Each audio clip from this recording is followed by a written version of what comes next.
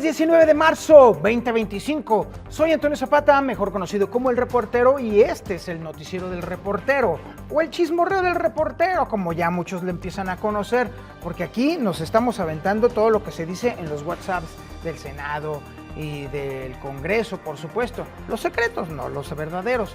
Por supuesto que también hablamos sobre lo que se dirime en Radio Pasillo, la intriga palaciega, pues el chisme sabroso que nos gusta a los godines, porque las noticias serias se las dejamos a otros. Oiga, en el avance de la información que vamos a tener el día de hoy, pues vaya que ha sorprendido que de pronto esta administración esté reconociendo muchas cosas, no todas las importantes, pero por lo menos ya está empezando con algo, y eso es algo que ha sorprendido a propios y extraños. Ya les estamos platicando el detalle, por supuesto. Obviamente estamos hablando también de personas que, junto con los desaparecidos de todo México, también desaparecen, pero de manera deliberada para no dar la cara. Les estaremos platicando, por supuesto, de quién se trata. Y oiga, ahí en la corte no perdonan las vacaciones, aunque la corte se esté cayendo a pedazos. Les estaremos platicando quién es el vacacionista de ocasión. Oiga, también la pifia de Ricardo Monreal. No que muy doctor, cometió una pifia de primaria. Ya le estaremos dando el detalle, por supuesto, de todo lo que está pasando allí en este changarro. Se lo dije ayer, me choca tener siempre la razón. Sí, Cuauhtémoc Blanco feliz, pues porque se está posponiendo indefinidamente su proceso de desafuero. Junto con Alito, por supuesto, también. Oiga, bueno, este par no tienen vergüenza, de verdad. Tanto Ricardo Anaya como Noroña, que es Carroña, por supuesto que no tienen, de verdad, son una vasca los políticos. Y sobre este tema, por supuesto, estarán hablando los nopales automáticos, que se aventaron otra rola durísima sobre este tema de los carroñeros que están en el gobierno y en el narco, por supuesto. Yo soy Antonio Zapata y esto es el noticiero del reportero.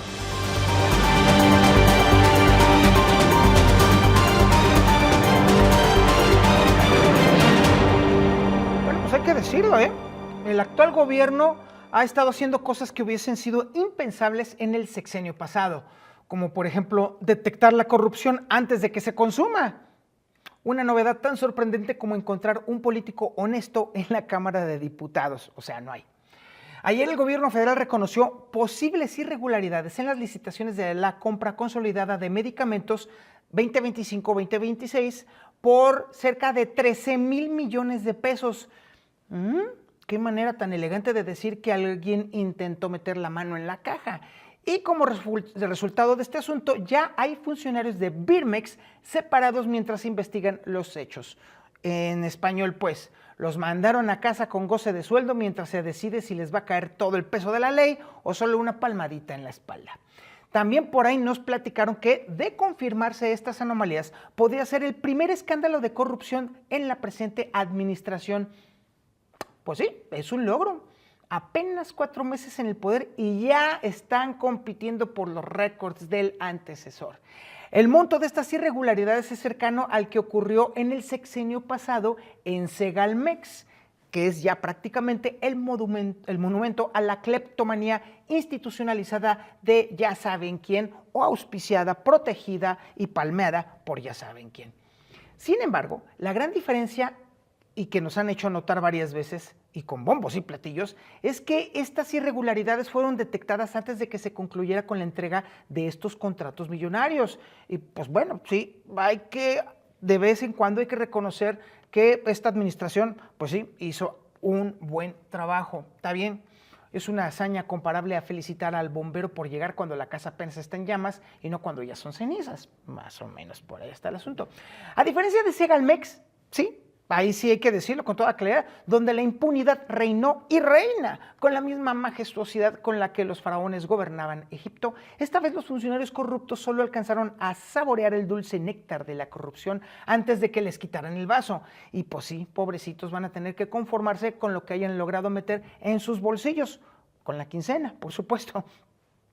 Los optimistas siempre van a salir por ahí, van a decir que esto muestra un avance en la lucha contra la corrupción. Y los realistas, que simplemente cambiaron los nombres de los beneficiarios, y los cínicos van a decir pues sí, entre los que me cuento, por supuesto, que la verdadera diferencia es que estos aficionados no supieron hacerlo con la discreción y el arte que sus predecesores. Teresa Guadalupe Reyes Sagún. ¿Quién es? Usted se preguntará. Pues resulta que es la titular de la Comisión Nacional de Búsqueda. Y a esta mujer no le gusta el foco público. Es una ironía macabra teniendo en cuenta que es la encargada de buscar a los desaparecidos en México y que se ha convertido ella misma en una especie de desaparecida institucional, con la pequeña diferencia de que cobra puntualmente su salario mientras se mantiene en las sombras. Los colectivos de buscadores y de buscadoras particularmente, ese grupo de madres y familiares que recorren cerros y desiertos desenterrando fosas mientras los funcionarios disfrutan del aire acondicionado, se preguntan con legítima indignación ¿dónde cuernos está Teresa Guadalupe Reyes Sagún? Una pregunta que en cualquier otro país sería absurda si se refiere a la persona responsable de coordinar la búsqueda de desaparecidos a nivel nacional. Nos recuerdan, por supuesto, que doña Teresa fue designada por el expresidente, ya saben quién, ¿sí?, como titular precisamente de esta comisión en octubre del 2023, después de haber estado al frente del Instituto Nacional para la Educación de los Adultos. Un cambio de responsabilidad es tan lógico como poner a un veterinario al cargo de una orquesta sinfónica. Su principal calificación fue su lealtad inquebrantable, ya sabe usted, la virtud tan preciada en la 4T que supera con creces a nimiedades como la experiencia o la capacidad. Pues ahora le va a tocar a la presidenta Claudia Sheinbaum, pues sí, ver este asuntito y además también dentro del marco de su anuncio de 4 iniciativas al Congreso para atender el problema de las desapariciones en México y frente al momento crítico que se vive por el caso Teuchitlán, pues obviamente resultará interesante saber qué onda con la titular de la comisión, que parece estar más desaparecidas que muchas de las personas que debería de estar buscando. Y la pregunta, por supuesto, también que no faltará quien la haga. ¿Alguien se va a atrever a pedirle cuentas a esta funcionaria heredada? Lo más probable es que no. En México, la tradición de mantener a los incompetentes en sus puestos tiene más arraigo que el culto a la Virgen de Guadalupe. Y mientras tanto, los más de 120,000 desaparecidos van a seguir esperando que alguien, algún día, los busque con la misma intensidad con la que los políticos buscan conservar sus privilegios y, por supuesto, mantenerse en las sombras. Oiga, y pues bueno, cambiando bastante de tema, pues déjeme platicarle más bien una conmovedora historia de sacrificio y dedicación. A unos meses de dejar el cargo y de perder su jugoso sueldo de más de 300,000 pesos mensuales, algunos ministros de la Suprema Corte de Justicia de la Nación han tomado la difícil y valiente decisión de irse de vacaciones, chulada de maíz prieto. Ese es el caso de Juan Luis González Alcántara Carrancá y de Margarita Ríos Farjat, quienes van a estar disfrutando de un merecido descanso estos días por haber integrado la comisión de receso correspondiente al 2019 y al 2024 respectivamente. Oh, pobrecitos, imagínense el estrés acumulado durante 5 años esperando para tomarse esas vacaciones. La ansiedad debe de haber sido insoportable. Pues bueno, el caso es que durante la sesión de ayer, que duró apenas 5 minutotes, bárbaros, la presidenta de la Corte, Norma Lucía Piña Hernández, informó al Pleno de las ausencias de ambos ministros. No vaya a ser que alguien pensara que estaban secuestrados o peor aún, trabajando. Todo esto mientras el país atraviesa una de las crisis constitucionales más graves de su historia reciente, con una reforma judicial que amenaza con desmantelar al Poder Judicial, tal y como lo conocemos, por supuesto. Pero pues, la verdad es que ya a estas alturas, ya quien necesita experimentados ministros analizando reformas constitucionales cuando pueden estar recargando baterías en alguna playa exclusiva, además con las nuevas normas, pues hombre, chulada, ni siquiera van a tener que hacer nada, nomás esperar instrucciones de Palacio.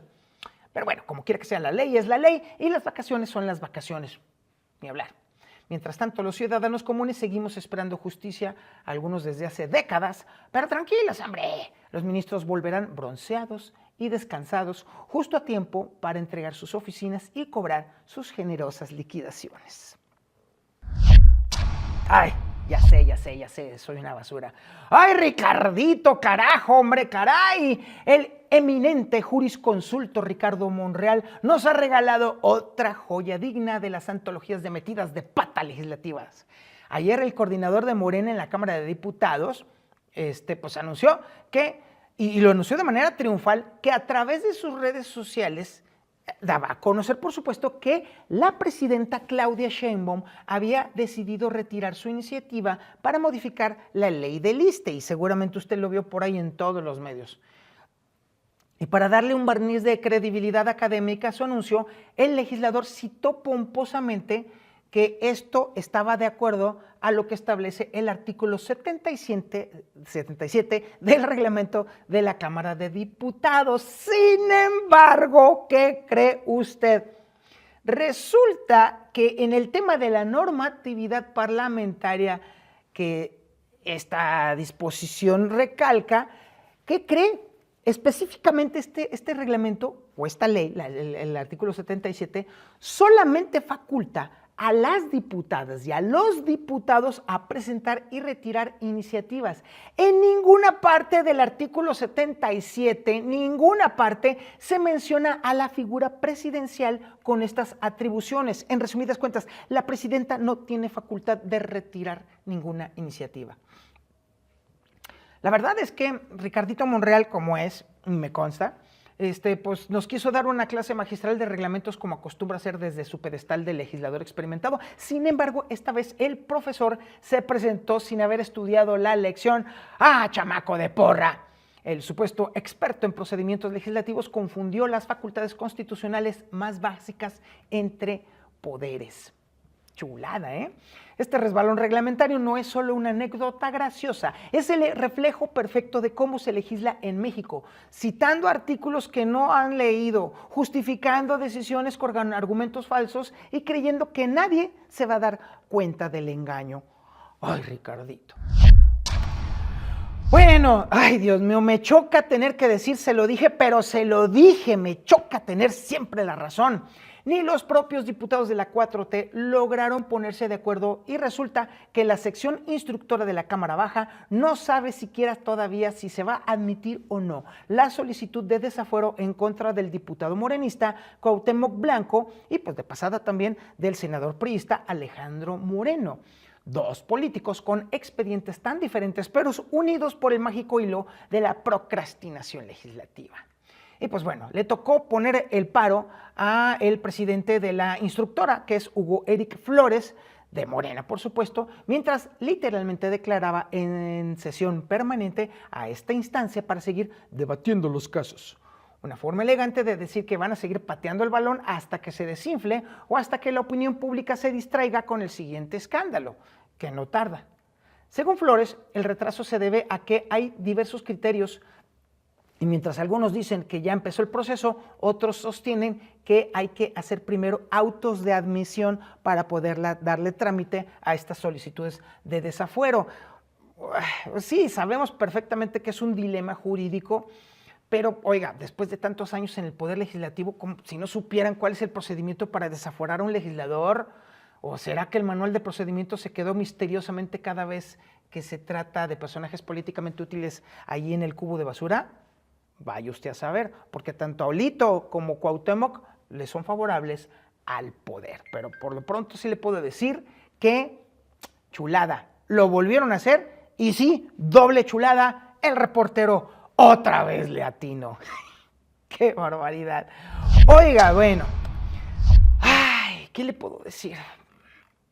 Mire, ayer el sainete del tema de Noroña, pensé en abordarlo, pero me abstuve hasta no tener el panorama completo.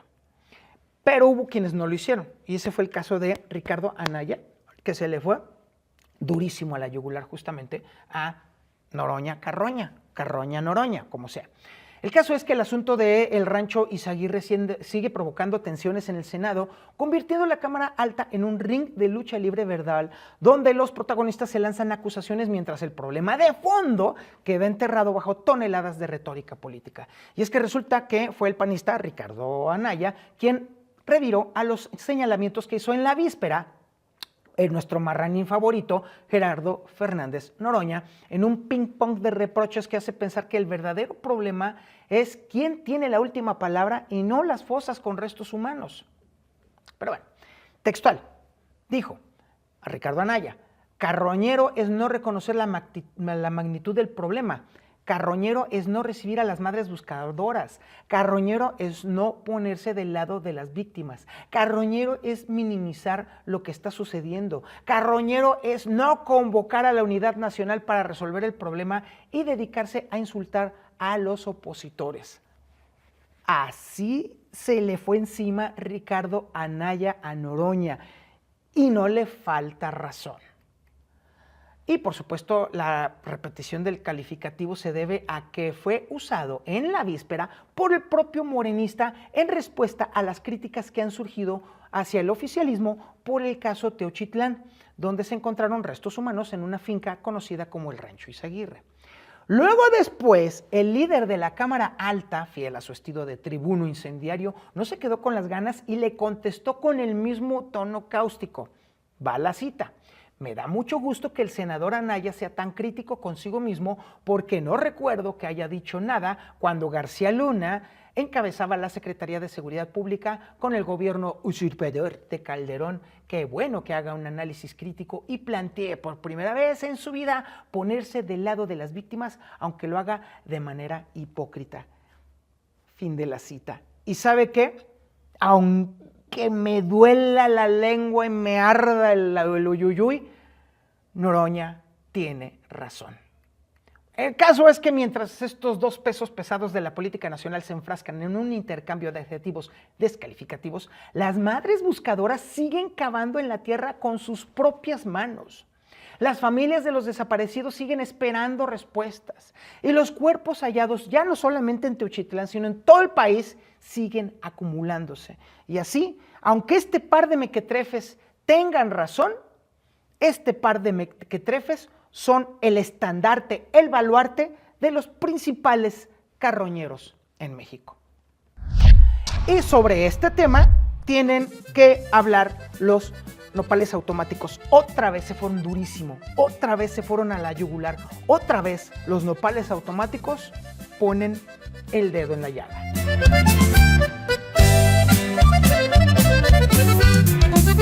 En el Rancho Izaguirre, fosas sin nombre, mientras en tribuna bailan palabras huecas.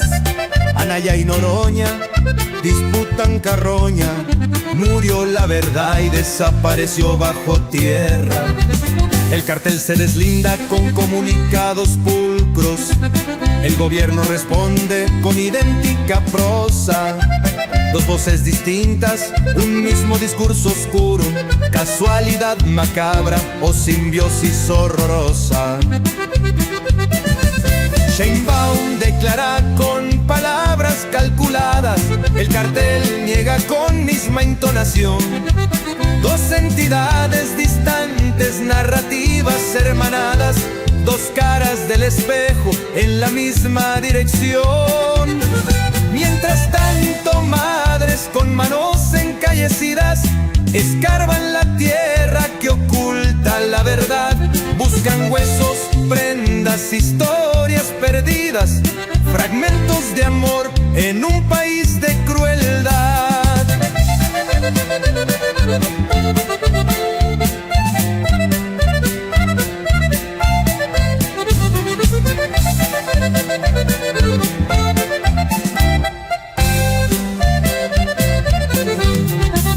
La retórica política vuela por los aires, los criminales niegan su evidente culpabilidad. Unidos en fango de múltiples complicidades, el poder y el crimen, hay alguna disparidad. México, tierra de muertos que gritan sin voz, cementerio clandestino de la hipocresía nacional, donde políticos compiten por quien miente peor y las fosas se llenan en silencio sepulcral. Las coincidencias asustan por su precisión, el gobierno y el narco sincronizados al hablar, la misma pluma, el mismo tono, la misma omisión, quien redactó el mensaje que nos hace temblar. Cadáveres anónimos bajo tierra mexicana, y sobre la tierra florece la retórica vacía. El país se desangra cada mañana sepultado en discursos de falsa valía. Durísima, durísima la canción, muy bien armada, muy bien escrita, pero muy dura, muy cruel. Pero es la realidad, de eso se trata precisamente la labor de los nopales automáticos, de retratar la realidad del país con música. Están aquí, presentan aquí en este noticiero de manera exclusiva sus rolas primeramente y luego después las suben a su canal de YouTube, que ya está usted viendo aquí abajito para que lo siga, se suscriba y por supuesto disfrute y comparta las canciones durísimas a veces de los nopales automáticos.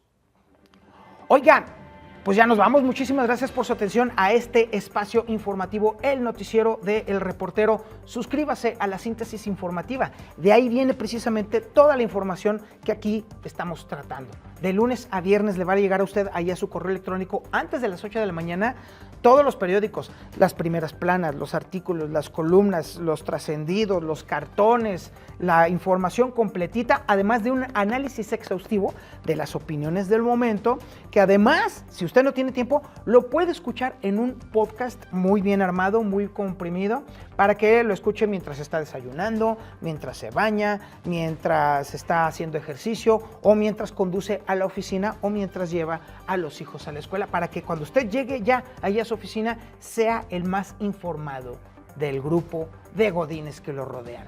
Muchísimas gracias por su atención y como siempre, como todos los días, pórtese mal, cuídese bien y niéguelo todo.